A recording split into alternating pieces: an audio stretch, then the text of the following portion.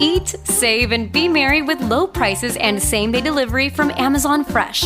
Whether you're looking for sweet deals on holiday treats or your dream gingerbread house, outshine the tree with holiday deals delivered right to your doorstep.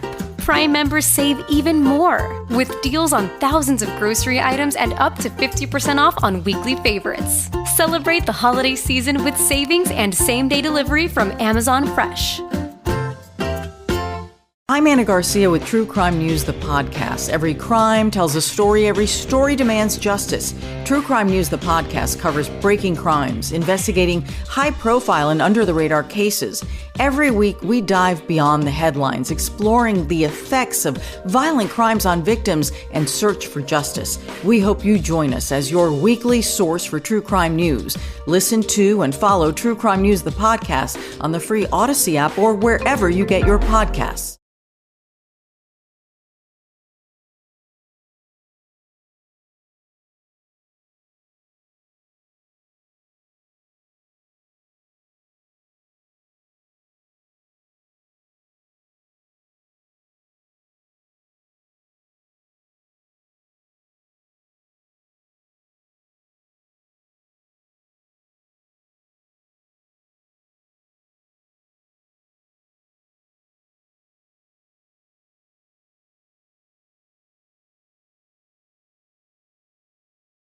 Tim Fitzgerald, GoPowerCat.com.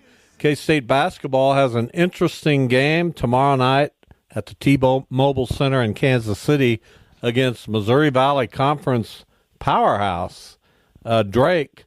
That's a Fitz, welcome and Merry Christmas to you. And if we don't have you on again before Christmas, I hope your holidays are good. Well, I hope they are too. I'll be in Phoenix for a bowl game, so. I'm sure it'll snow, and I'll get lots of presents from my employee, Ryan Gilbert.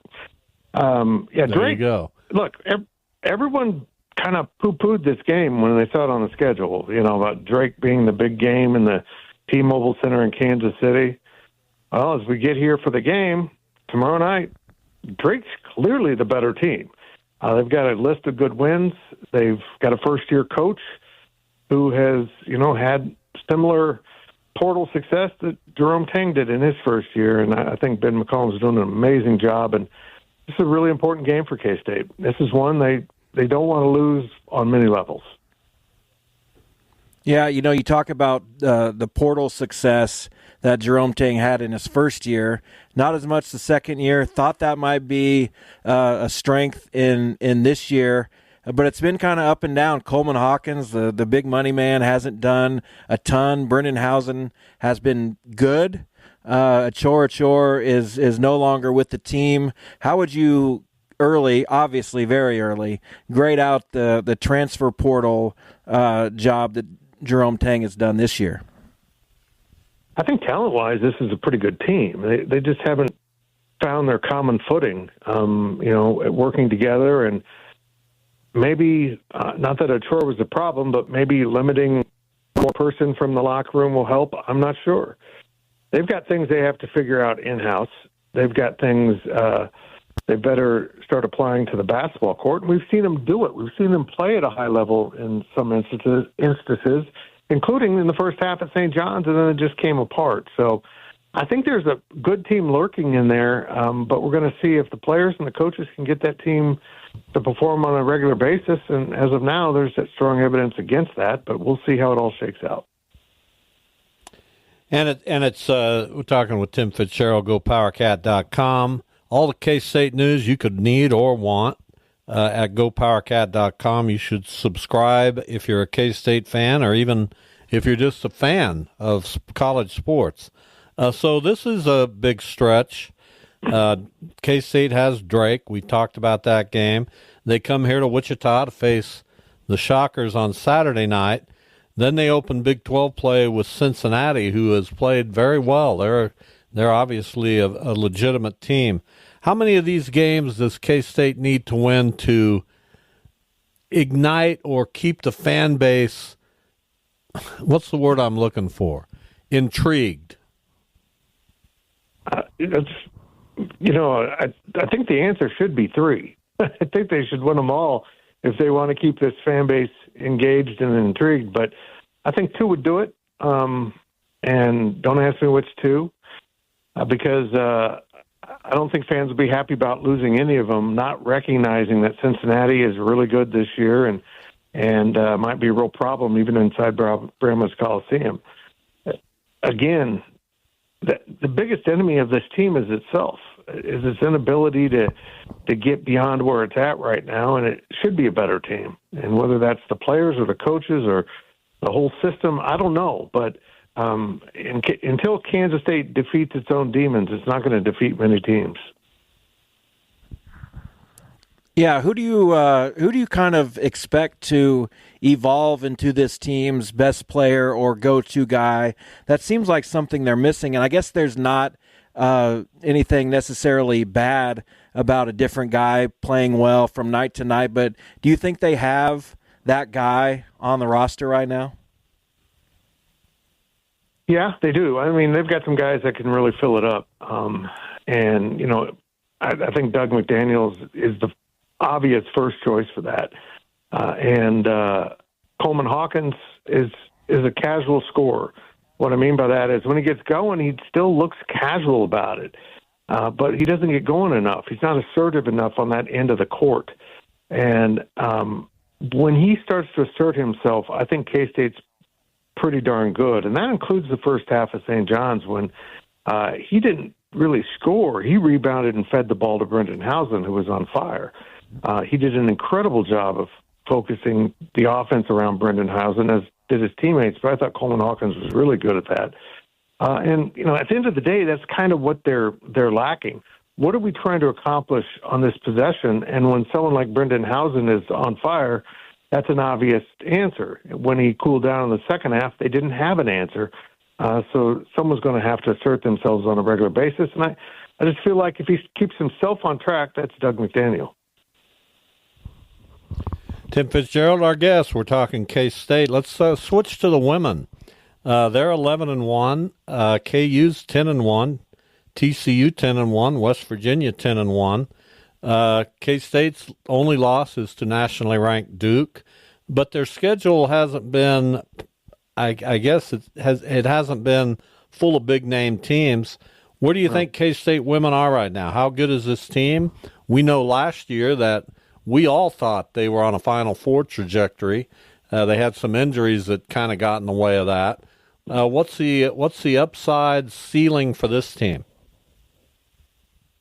Very similar, and you know they went into the portal and was recruiting, addressed some of the inabilities when Aoka Lee was hurt. The Poindexter young lady she can ball, and she doesn't need her out there to do it, which has been an issue for K-State. Who gets the ball when she's not on the court?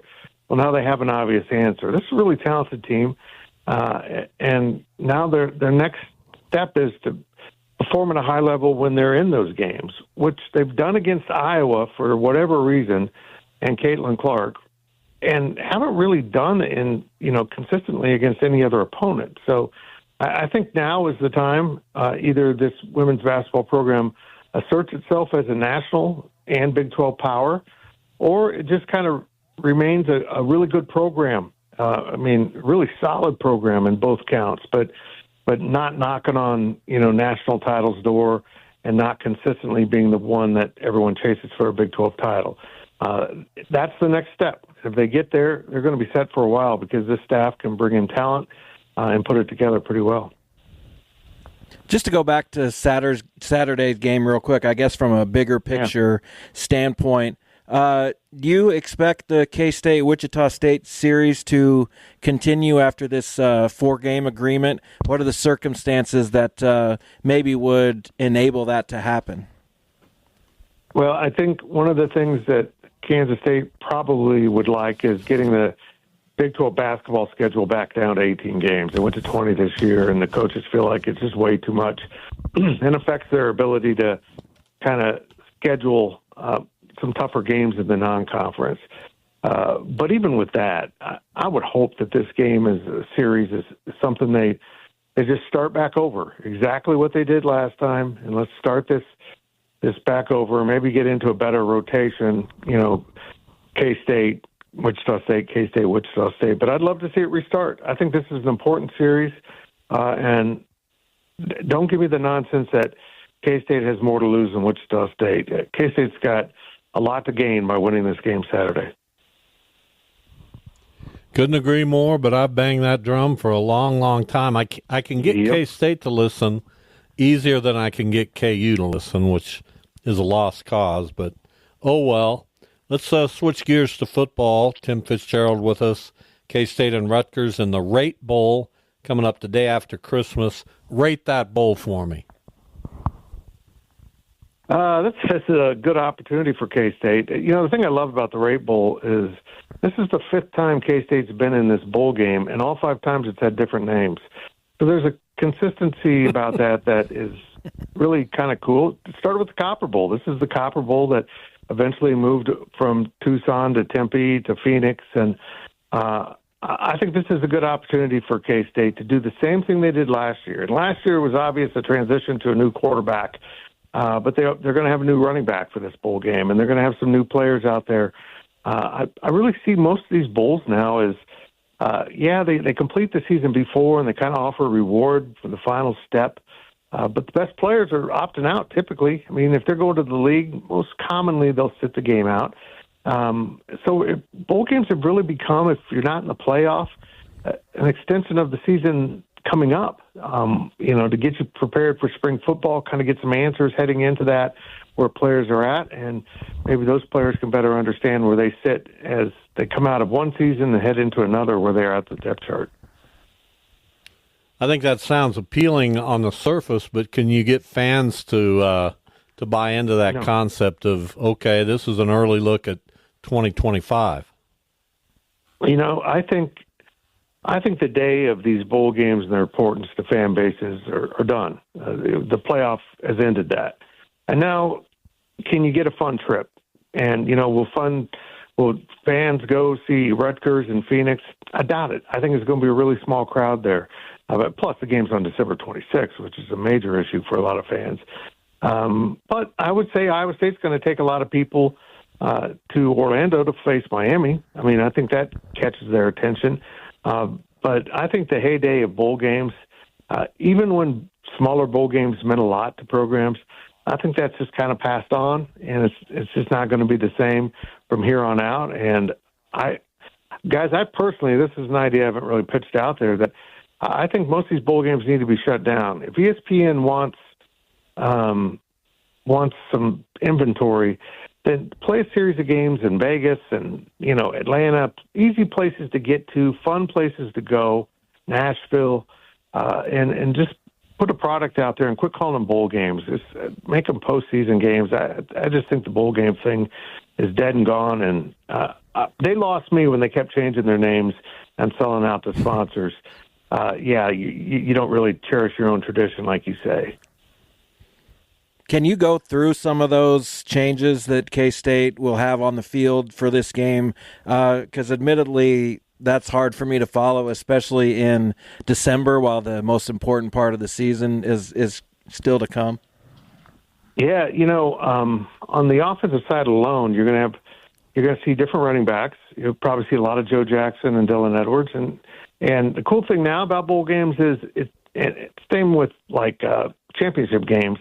They're not part of your 4-game count for a redshirt, so everyone can play in this game, which is a good rule change, because that ties into exactly what I just said. Maybe there's some guys that weren't ready for the first 12 games, and now in bowl prep are showing that they've come a long ways, and you've had a receiver leave, and maybe you let one of those young guys get out there. So I think we'll see new receivers. We'll certainly see a new running back, as a starter. We'll see a new right tackle for sure, maybe some other shuffling along that line, and I think defensively you'll see maybe less departures, but you're going to find out real quick what the depth is at cornerback now that they're losing one of their young guys out there or one of their guys out there, and I don't know who will step up. They're really short in corner. That's an area where they've already addressed once in the portal, and I expect them to go back and revisit that. We always appreciate your time and your willingness to come on our show, Fitz. Thank you. We'll talk to you after Christmas, okay? You bet. Thank you, boys.